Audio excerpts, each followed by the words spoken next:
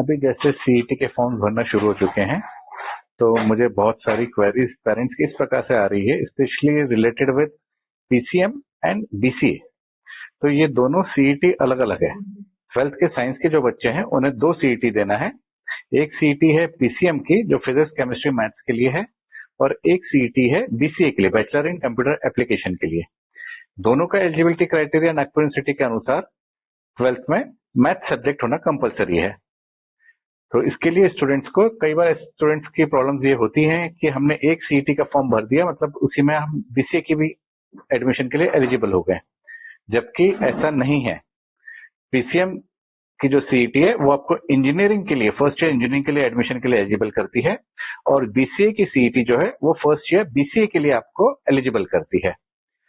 कई बार ऐसा होता है कि स्टूडेंट्स का किसी कारण से, फाइनेंशियल रीजंस एक बहुत बड़ा रीजन होता है कि इंजीनियरिंग कॉलेज की फीस ज्यादा होती है, तो बच्चे एंड टाइम पर बैकआउट हो जाते हैं। लेकिन अगर आपने बीसीए का सीईटी दिया होगा, बीसीए के सीईटी का फॉर्म अप्लाई किया होगा, आप ये सीईटी दे करके रखेंगे, तो आपके पास एक चॉइस रहेगा, उस समय आपको ये प्रॉब्लम नहीं आएगी और एक आप प्रोफेशनल डिग्री कर सकते हैं। अगर अभी आप बीसीए का सिलेबस देखेंगे तो उसमें latest technologies like AI, data science, ML, ये सब भी अब उन्होंने इक्विवेलेंट टू इंजीनियरिंग कर दिया है, और अब बीसीए भी एआईसीटी अप्रूव्ड हो चुका है।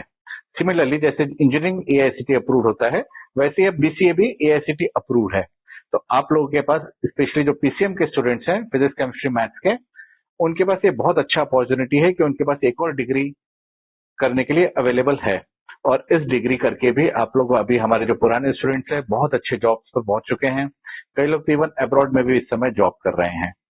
तो इसकी लास्ट डेट जो है बीसीए की सीटी भरने की, दैट इज 16 फरवरी, और इसको सेम उसी वेबसाइट से आपको फिलअप करना है जिस वेबसाइट से आप पीसीएम का फॉर्म भरते हैं, पीसीएम सीईटी का, दैट इज www.mahacet.org।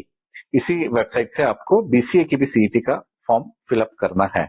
तो आपको ध्यान रखिए, 2 फॉर्म फिलअप करना है, एक पीसीएम या पीसीबी का अलग फॉर्म फिलअप करना है, और बीसीए एंड बीबीए इन दोनों के लिए एक ही सीईटी है, तो आपको उस सीईटी का फॉर्म फिलअप करना है। Thank you.